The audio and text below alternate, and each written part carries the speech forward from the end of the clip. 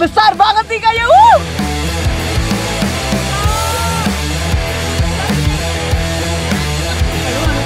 Kasih pajak ibu.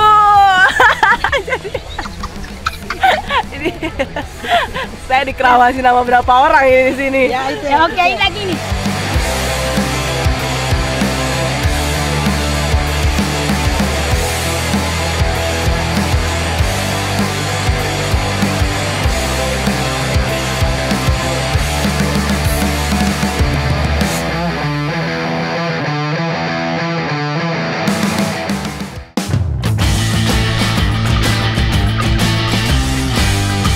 Di dasar perairan Sulawesi Tengah, saya disambut para penghuni segara dengan rupa tak tertebak. Salah satu sosoknya adalah teripang duyung.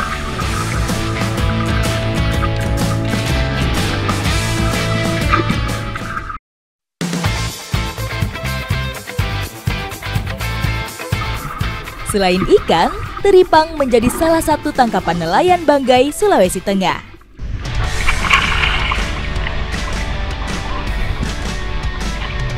Teripang hidup di bawah permukaan air yang tenang di antara substrat pasir berkarang. Limbah organik penghuni laut yang mengendap dalam pasir menjadi sumber makanan utama teripang.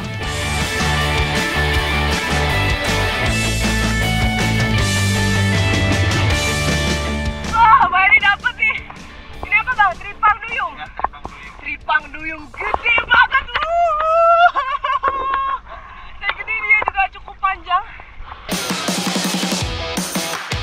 Timun laut ini adalah salah satu jenis teripang berukuran besar. Teripang duyung yang kita dapat ini ukurannya mungkin sekitar 70, tapi rata-rata besarnya bisa sampai 90. Kenapa dibilang teripang duyung? Itu karena dia besarnya gede banget. Angkat coba lihat, angkat coba. Wah, ini berat. Demi apapun ini berat. Tangan satu juga kuat saya. Selain dinamakan teripang duyung, hewan laut ini juga memiliki sebutan lain, yaitu teripang donga. Gede banget ini, Bang. Jadi Bang, besar. Kalau besar sama yang tadi. Tapi nafas saya masih nggak kuat nih buat ngambil teripangnya. Wah, oke Bang. Ayo kita coba ambil lagi setelah ini. Teripang banyak mencari makan di perairan dangkal. Namun, banyak juga dijumpai pada perairan dalam saat sedang menghindari predator.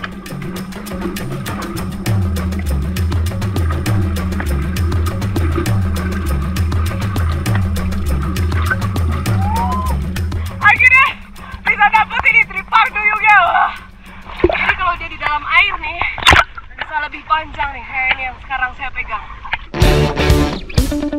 Tubuh teripang yang didominasi oleh air langsung menyusut begitu saya angkat ke permukaan. Pada saat terancam, otot hewan ini akan berkontraksi sehingga ukurannya mengecil. Nelayan bajo terkenal memiliki kemampuan menyelam tanpa alat. Mereka kuat menahan nafas dalam air hingga beberapa menit lamanya. Kelihayannya terlihat saat nelayan ini menjangkau teripang yang ada di dasar air yang dalam.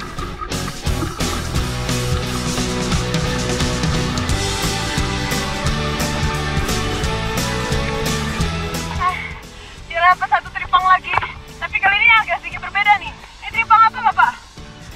Teripang apa? Polos? Apa? Kalau di sini sebutnya apa? Teripang polos. Dan ini sangat lengket banget. Saya tuh juga dia berbau tajam. Enak banget deh. Ini bener-bener lengket banget nih.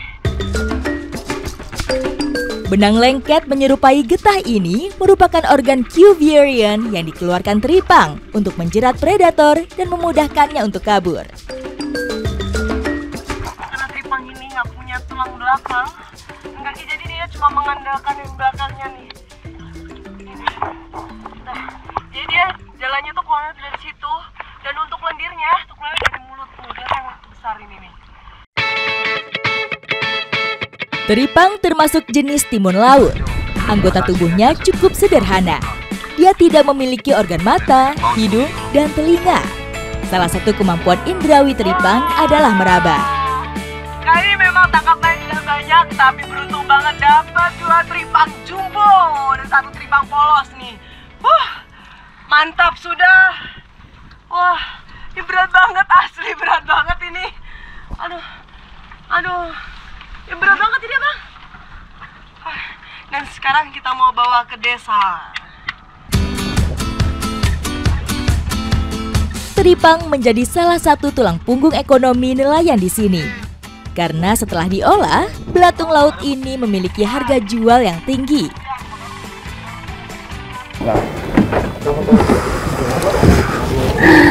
Wah. Jadi sekarang kita mau proses teripang duyungnya. Ayo Bang. Bagian yang dimanfaatkan dari tubuh teripang adalah kulit dan daging. Nah, ini teripangnya dimasukkan garam kasar, kemudian untuk menjaga supaya tetap awet. Untuk hasil terbaik, proses penggaraman seperti ini bisa berlangsung hingga 3 hari.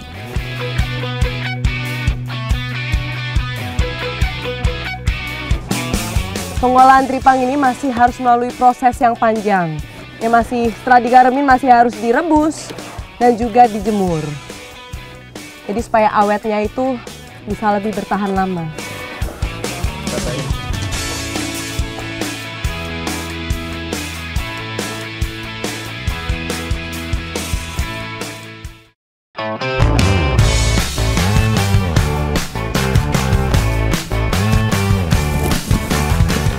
Setelah diawetkan selama beberapa hari, teripang yang telah digarami siap untuk masuk ke proses selanjutnya. Nah, ini dia teripang-teripang yang sudah digarami. Selanjutnya masih harus melalui proses direbus. Selain untuk pengawetan, efek garam juga dapat mencegah teripang sobek saat dipanaskan seperti ini. Nah, jadi proses perebusan ini berfungsi untuk menyusutkan ukuran dari teripangnya. Jadi ketika proses penjemuran pun juga nanti semakin kecil lagi? Enggak, semakin kecil. Saat terkena suhu tinggi, jaringan kolagen dan lapis tubuhnya akan terurai.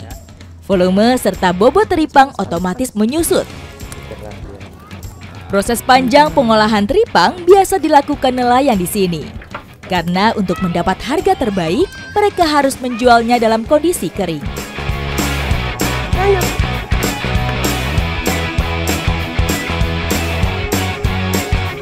Disinilah proses penjemurannya. Biasanya kalau besar gini berapa hari butuh dijemurnya?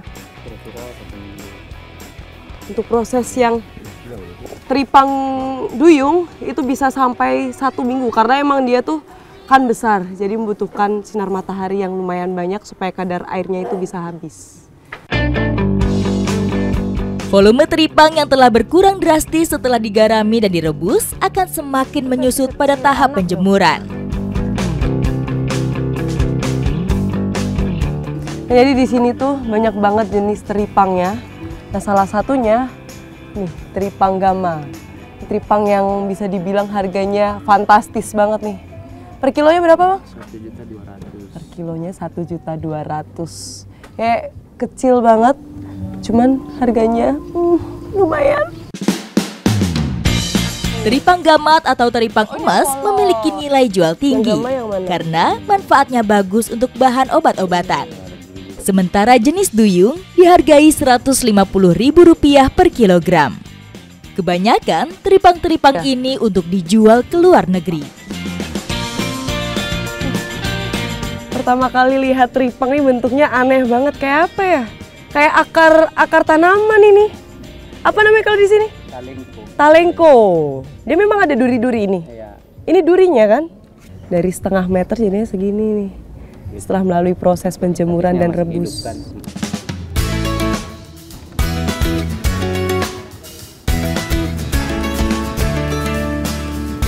Kecil-kecil cabai rawit. Nah, siapa yang sangka teripang yang sekecil ini memiliki nilai jual yang tinggi dan bahkan bisa mensejahterakan masyarakat Samajaten. Ikuti jejak saya, jejak petualang.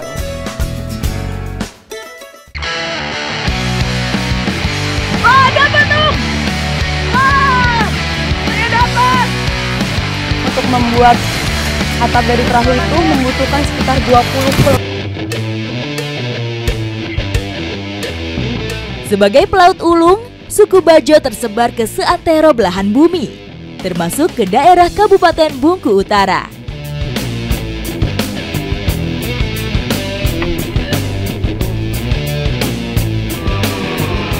Nelayan di Indonesia memiliki berbagai cara dalam menangkap ikan. Nah, sama juga nih di Batu Rube, mereka juga memiliki cara yang bisa dibilang unik dan sedikit berbeda. Bukan di perahu maupun di kapal, tapi di atas kayu. Ikuti jejak saya, jejak petualang.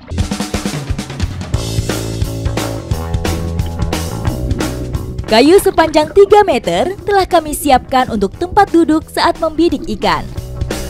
Nah, ini dia kayu yang saya bilang namanya adalah tembulak. Ini nanti gunanya untuk dinaiki, jadi orangnya akan di atas.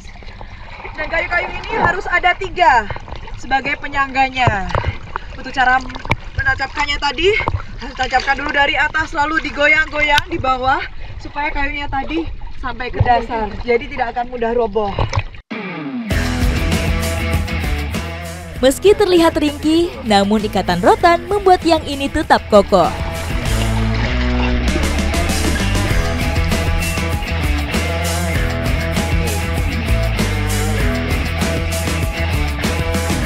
Seperti inilah cara duduk di tombulak.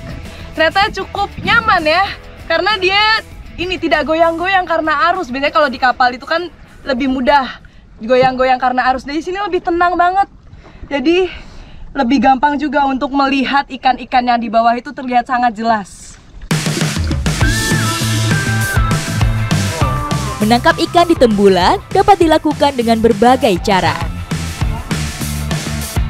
Untuk cara menangkap ikannya itu ada 2. Nah, yang dipegang Om itu namanya panah. Jadi untuk nangkapnya nanti akan ditembak dan ada talinya. Jadi nggak perlu turun-turun tuh buat ambil ikannya, tinggal ditarik aja. Dan sedangkan yang saya bawa ini namanya tombak.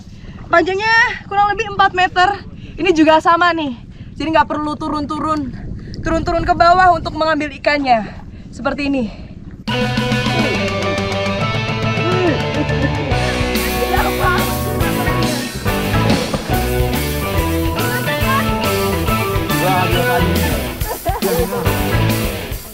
Ikan apa tadi Om? Ikan bara-bara ini. Bara-bara. Tadi Omnya waktu mana tadi itu sempat meleset. Nah, langsung nyebur. Mumpung ikannya masih bisa dikejar, akhirnya dapat ikan bobara.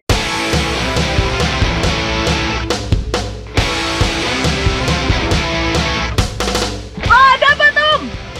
Wah, saya dapat. Ah, ini ikan pertama saya nih. Jadi memang untungnya ikan ini tuh ikan-ikan yang berenangnya itu di atas, jadi sedikit kelihatan. Ini saya dapat akhirnya. Ikan buna. Ikan apa? Ikan buna. Ikan buna. Wah. Bentuk pipihnya menandakan ikan ini termasuk jenis ikan perairan dangkal yang bisa bergerak bebas di antara terumbu karang. Seperti itu caranya untuk menombak ikan. Jadi tangan kirinya tuh nggak boleh lepas nih dari tombak. Gunanya untuk membidik, sedangkan tangan kanannya ini gunanya untuk mendorong supaya tombaknya tadi jatuh ke bawah dan terkena di dasar.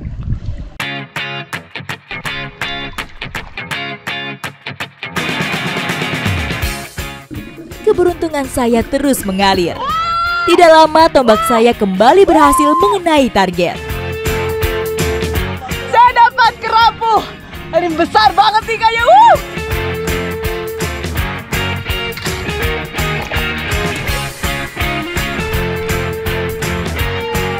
Saya sih pengen tahu ya, gimana nih rasanya ikan kerapu, apalagi gede banget nih.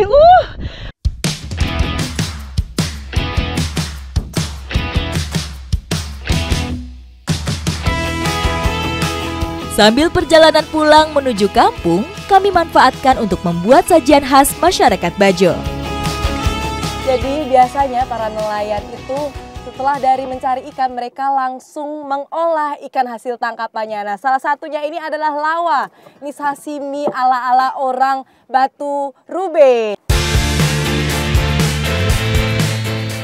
Setelah daging dipisahkan, semua bahan kemudian dicampur.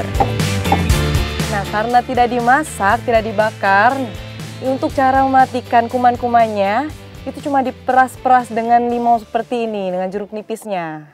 Setelah itu nanti akan dicampur jadi satu, wih. Sashimi sederhana kini siap disantap. Oke, langsung kita makan, Om. Enak. Sangat enak. Asam-asam asin, gurih. Kasih habis, Om. Wah, mantap. Mantap. Setiap daerah punya cerita, baik cara pemanfaatan alam hingga pengolahannya yang khas. Dan itulah yang membuat cerita baru di petualangan saya. Ikuti jejak saya, jejak petualang.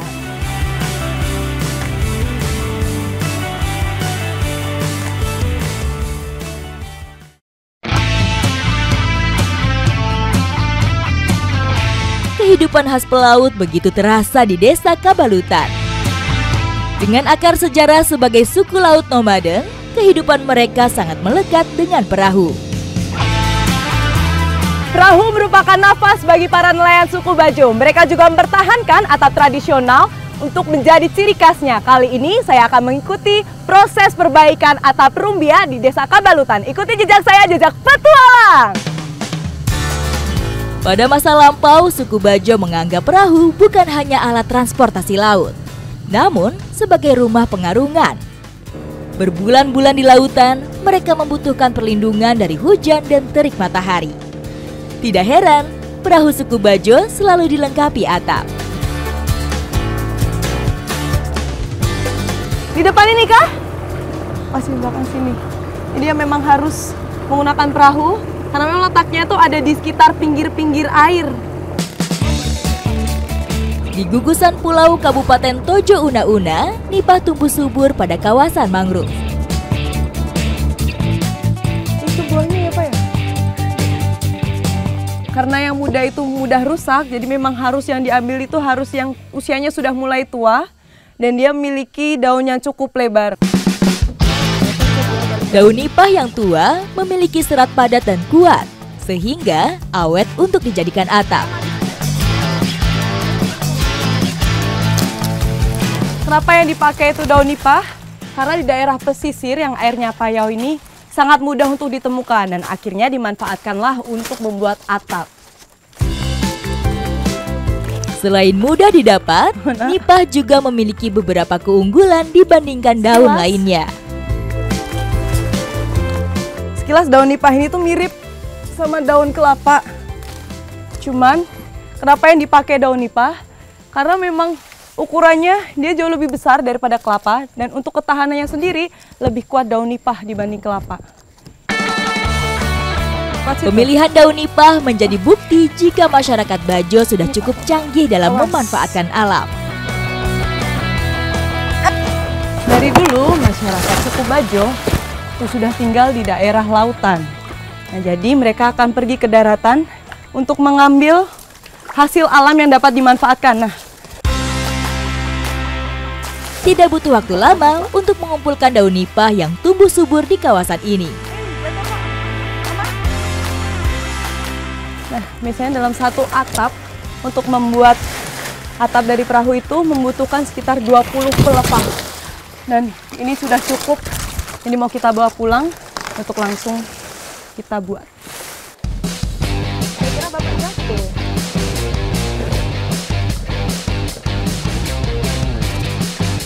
Sekarang kita akan kembali ke desa untuk selanjutnya proses pembuatan atap daun nipah.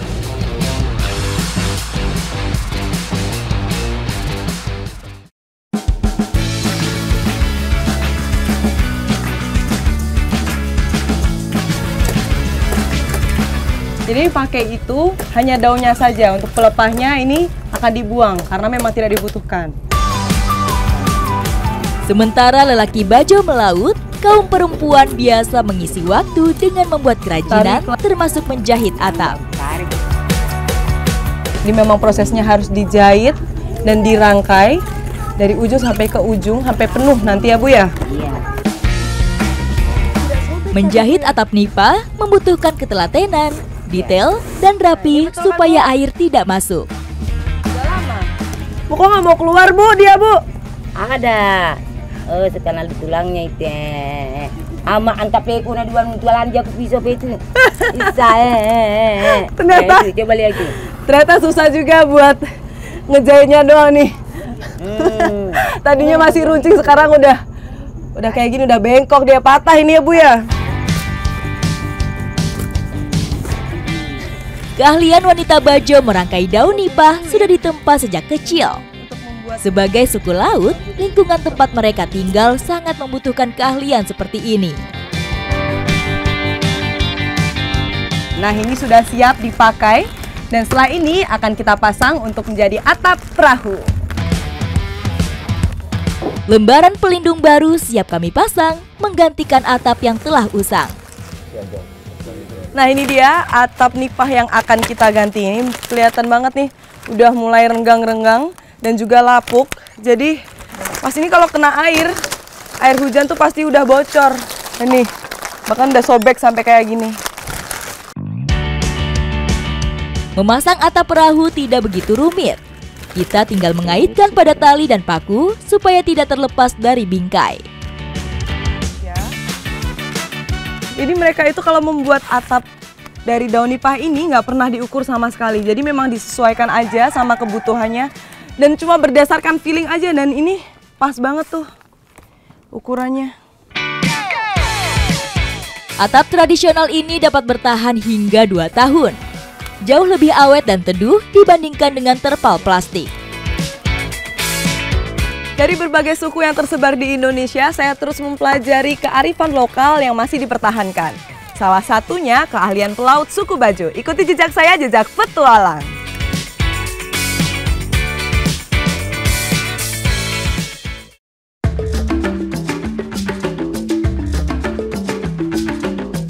Selain ikan, wanita laut di desa Samajatem juga memanfaatkan hasil bahari jenis lain untuk memenuhi kebutuhan sehari-harinya.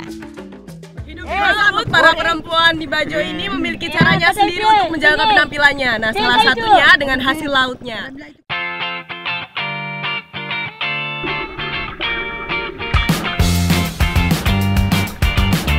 Lato atau anggur laut merupakan jenis tanaman air asin yang tumbuh pada permukaan karang. Nah, ini dia latonya. Atau biasa kita sebutnya anggur laut. Nah, kenapa dibilang anggur laut? Karena memang dia itu mirip banget sama anggur. Dan jumlahnya tuh banyak banget nih. Dari satu tangkainya. Dan ada 2 jenis. Yang satu ini jenisnya dia bulat-bulat seperti ini. Yang satunya mirip banget sama trompet. Tapi untuk yang bisa dimakan itu yang seperti ini, yang trompet. Kedua jenis anggur laut ini termasuk keluarga Caulerpa dengan ciri cabang yang berbulir-bulir.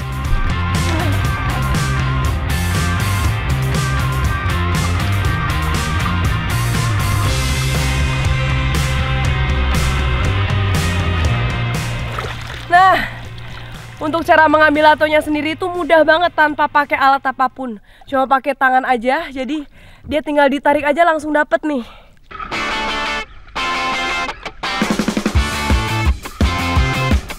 Pada musim kemarau, populasi lato cukup melimpah. Dalam waktu singkat, kami dapat mengumpulkan 1 ember lato. Untuk habitat lato ini, dia ada di karang, tapi juga ada yang hidupnya di bagian pasir-pasir. Ini bisa jadi obat, jadi bisa kasih bahaya tuh. Wah, mantap. Saya mau coba latonya.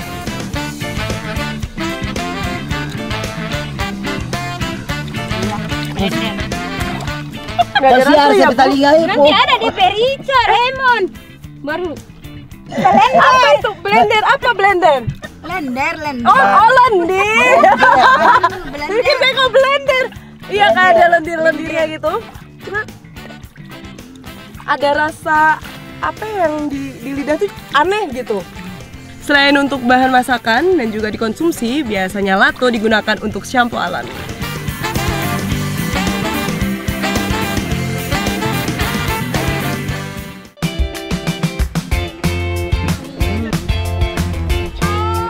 Saya dikerawasi nama berapa orang ini di sini? Ya oke, ini lagi nih. Kasih lagi, Bu.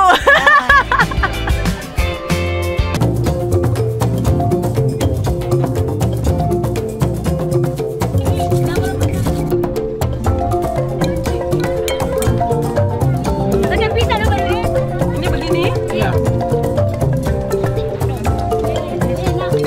Seru banget nih. Baru dapat lato-lato sedikit aja udah ramenya seperti ini, langsung Orang berkumpul pisangnya. semua. Jadi kebersamaannya semakin terasa.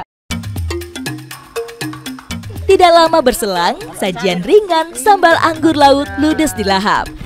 Sementara saya masih harus membuat lubi, yaitu sampo khas suku Bajo.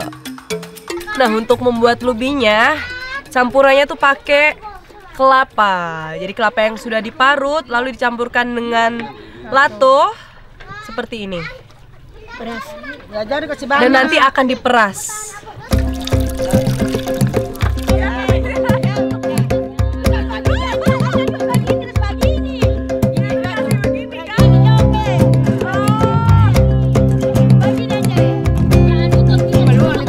Kasih pajak, Ibu. Jadi ini saya dikerawasi nama berapa orang ini di sini? Ya oke, ini lagi nih. Kasih lagi, Bu. Rambut bagus rambut. Bagus rambutnya, Ibu ya. Bagus. Licin. Ah. Nah, ini jadi diratain di kepala. Dari kulit kepala sampai dengan rambutnya semua diratain. Nah, aku pun juga biasanya tidak ngaku. Nanti ditunggu dulu ini, Bu. Ditunggu dulu. Oh, ditunggu berapa lama, Ibu? Jangan. Ya, Mas Anu langsung kupu. Wah, rasanya setengah dijambak-jambak. Ibu kesempatan ya, Ibu. Sudah. Ah, ini udah jadi seperti ini. Jadi kita harus tunggu dulu supaya tadi hasilnya tuh bisa maksimal. Masyarakat di sini hidup langsung bersinggungan dengan cuaca laut. Jika tidak dijaga, rambut mereka dapat menjadi kering dan mengembang. Dari ibu-ibu di Bajo ini saya belajar bahwa cantik itu nggak harus mahal. Dari bahan-bahan yang melimpah di alam saja dan cara yang sederhana itu sudah bisa semuanya. Ikuti jejak saya, jejak petualang.